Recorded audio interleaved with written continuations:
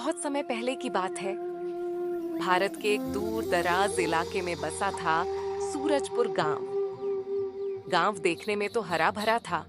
चारों तरफ लहलहाते खेत, बहती नहरें और कच्चे मकान। लेकिन इस हरियाली के पीछे छुपा था किसानों का दर्द, उनकी मजबूरी और उनका शोषण। सेठ धनराज लाल गांव का सबसे बड़ा जमींदार था। उसके पास इतना धन था कि उसके गोदाम सालों तक खाली न हो। लेकिन उसी गांव के किसान जो दिन रात खेतों में पसीना बहाते थे, अक्सर आधे पेट सोने को मजबूर रहते थे।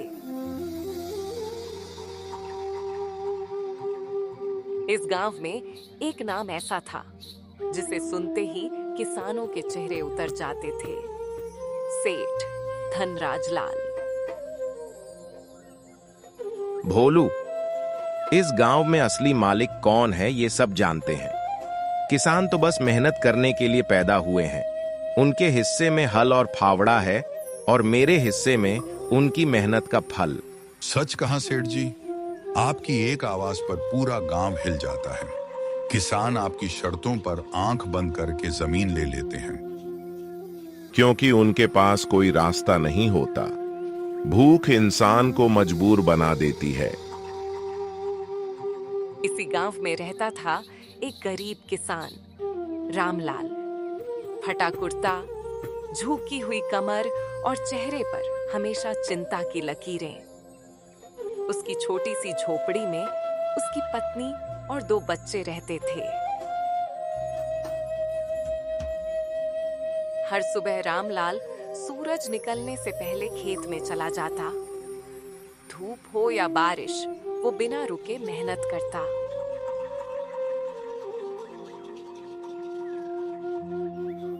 लेकिन मेहनत के बावजूद उसके हालात कभी नहीं बदले।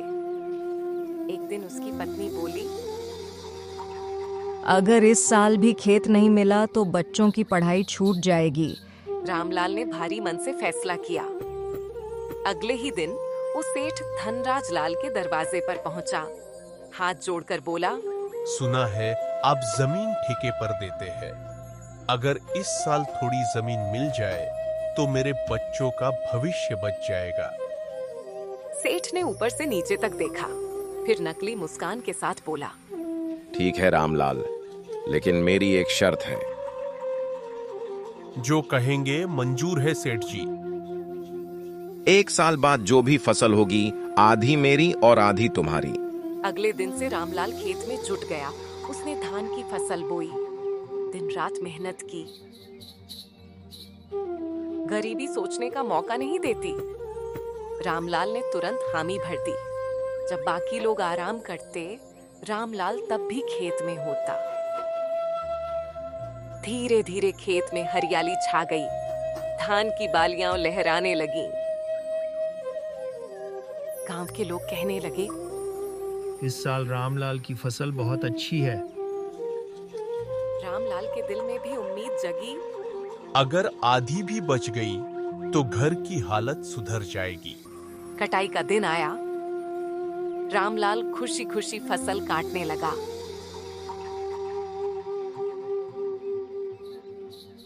उसी वक्त सेठ धनराज लाल अपने आदमियों के साथ पहुंचा। सेठ ने फसल को देखा और बोला, अच्छी फसल है, लेकिन याद रहे, शर्त के मुताबिक आधी मेरी है। सेठ ने चालाकी से अच्छी अच्छी फसल अलग करवा ली और खराब हिस्सा रामलाल के सामने फेंक दिया। रामलाल कुछ नहीं बोल सका। उसकी आंखों में आंसू थे, लेकिन जुबान खामोश।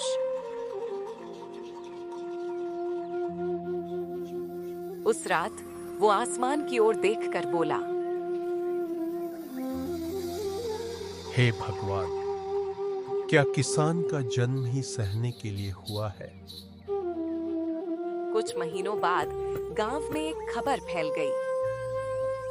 रामलाल का बेटा शहर से वापस आ रहा है। उसका नाम था मोहन। वो पढ़ा लिखा था, लेकिन अपनी मिट्टी से जुड़ा हुआ। जब मोहन ने गांव की हालत देखी तो उसका दिल भर आया। बाबा, गांव के लोग इतने दुखी क्यों हैं? रामलाल ने भारी आवाज में सब सच बता दिया। मोहन चुप रहा, फिर बोला, बाबा, अब ये अन्याय और नहीं चलेगा। सुबह होते ही मोहन ने फैसला कर लिया। वो सिर्फ अपने परिवार के लिए नहीं, बल्कि पूरे गांव के लिए कुछ करना चाहता था। सुबह के समय मोहन खेत की मेड़ पर खड़ा था। हाथ में मिट्टी लेकर वो बुदबुदाया। ये मिट्टी हमारी माँ है और माँ के साथ कोई धोखा करे ये मैं बर्दाश्त नहीं करूँगा। बेटा, सेठ से उलझना आसान नहीं। उसने पूरे गांव को दबा रखा है। बाबा, जब तक हम डरते रहेंगे वो हम पर राज करता रहेगा। अगले दिन मोहन सीधे सेठ धनराज लाल के घर पहुंचा। दरवाजे पर खड़े भोलू ने उसे रोकते हुए कहा, ए लड़के, अंदर जाने से पहले सोच लो। सेठ जी से मिलने आया हूँ। सेठ आंगन में बैठा था। मोहन को देखकर हंस पड़ा। अरे, रामलाल का लड़का पढ़ाई छोड़कर खेती करने आया है। किसान का बेटा हूँ सेठ जी, खेती मेरा धर्म है। ठीक है, जमीन दूंगा, लेकिन मेरी शर्तें सख्त होंगी। जो भी फसल उगाओगे, ऊपर का हिस्सा मेरा होगा और नीचे का हिस्सा तुम्हारा। भोलू मन ही मन हंसा। अब ये लड़का फंस गया। मोहन ने बिना देर किए कहा, मंजूर है सेठ जी। सेठ चौंका। इतनी जल्दी? मोहन मुस्कुराया। मेहनत करने वालों को डर नहीं लगता। मोहन ने इस बार धान नहीं बोया। उसने आलू की खेती शुरू की। गांव के लोग फुसफुसाने लगे। ये क्या कर रहा है? सेठ को पता चला तो आफत आएगी। लेकिन मोहन दिन रात खेत में लगा रहा। कुछ महीनों बाद खेत आलू से भर गया। कटाई के दिन सेठ अपने आदमियों के साथ पहुंचा। सेठ बोला, शर्त याद है ना? ऊपर का हिस्सा मेरा। ये लीजिए सेठ जी, ऊपर की सारी घास आपकी। आलू मिट्टी के नीचे थे। सेठ का चेहरा उतर गया। सेठ जी, इसने तो चाल चल दी। ये बस किस्मत थी। कुछ दिनों बाद सेठ ने मोहन को फिर बुलाया।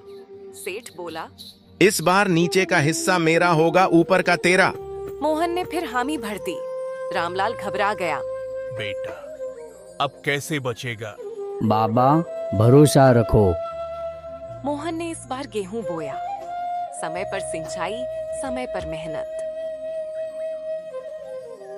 फसल सुनहरी होकर लहलहाने लगी। गांव वाले दंग रह गए। सेठ खेत पर पहुंचा। मोहन बोला, ऊपर की बालियां मेरी, नीचे की जड़ें आपकी। सेठ की आंखें खुली रह गईं। भोलू बोला, सेठ जी, ये लड़का तो बहुत आगे निकल गया। सेठ गुस्से में दांत पीसता रहा। रात को सेठ ने गुस्से में कहा, मैं धनराज लाल हूँ। एक किसान का बेटा मुझे नहीं हरा सकता। उसने फैसला किया, इस बार ऐसी शर्त रखूंगा जिससे बचना नामुमकिन होगा। अगली मुलाकात में सेठ बोला, इस बार ऊपर भी मेरा, नीचे भी मेरा। मंजूर है।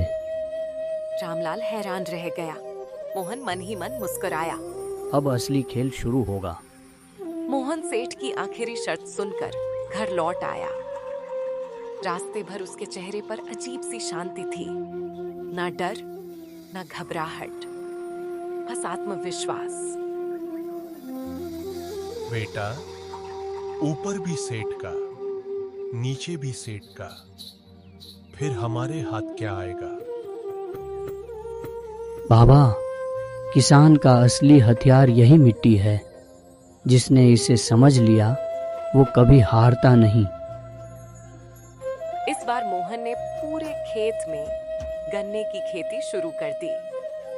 गांव वालों को यकीन नहीं हुआ। ये क्या कर दिया मोहन ने? अब तो सब कुछ सेठ ले जाएगा। लेकिन मोहन चुपचाप काम करता रहा। दिन में खेत, रात में योजना। समय बीतता गया। गन्ने की फसल लंबी, मोटी और रस से भरी हुई तैयार हो गई। रामलाल ने पहली बार मुस्कुराकर कहा, बेटा, ऐसी फसल मैंने अपनी जिंदगी में नहीं देखी। उधर सेठ धनराज लाल अपने आंगन में ऐंठता हुआ बोला, भोलू, इस बार वो लड़का नहीं बचेगा। ऊपर भी मेरा, नीचे भी मेरा, बीच में उसके लिए कुछ नहीं। सेठ जी, इस बार तो आपने ब्रह्मास्त्र चला दिया। सेठ ठहाका मारकर हंसा। कटाई का दिन आया। सेठ अपने आदमियों के साथ खेत पहुंचा। जैसे ही उसने गन्ने की फसल देखी, उसके चेहरे का रंग बदल गया। सेठ जी, ये तो गन्ना है। अब भी शर्त मेरी ही है। बिल्कुल सेठ जी, आपकी शर्त पत्थर की लकीर है। मोहन ने गन्ने को काटते हुए कहा, ऊपर की पत्तियां आपकी, नीचे की जड़ें आपकी और बीच का मीठा गन्ना मेरा। सेठ के हाथ कांपने लगे। उसके सामने साफ था, इस बार भी उसे झाड़ फूस ही मिली। सेठ जमीन पर बैठ गया। उसकी आवाज भारी हो गई। मोहन, आज पहली बार कोई किसान मेरे सामने खड़ा हुआ है। सेठ जी, ये धोखा है। नहीं भोलू, ये धोखा नहीं, ये मेरी करनी का फल है। मैंने सालों तक किसानों को लूटा, उनकी मजबूरी का फायदा उठाया। आज उसी मिट्टी ने मुझे सबक सिखाया। सेठ जी, किसान मेहनत के अलावा कुछ नहीं मांगता, बस उसका हक चाहिए। अगले दिन सेठ ने पंचायत बुलाई। पूरे गांव के सामने उसने ऐलान किया, आज से किसी किसान की जमीन मेरी नहीं रहेगी। सबकी जमीन और पैसा वापस किया जाएगा। गांव में सन्नाटा छा गया। फिर तालियां गूंज उठीं। रामलाल की आंखों से आंसू बहने लगे।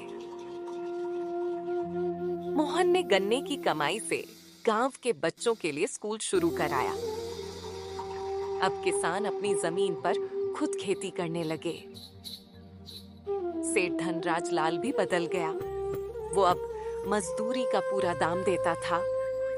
लालच चाहे कितना भी बड़ा हो, समझदारी और मेहनत से हार जाता है। किसान कमजोर नहीं, बस उसे मौका चाहिए।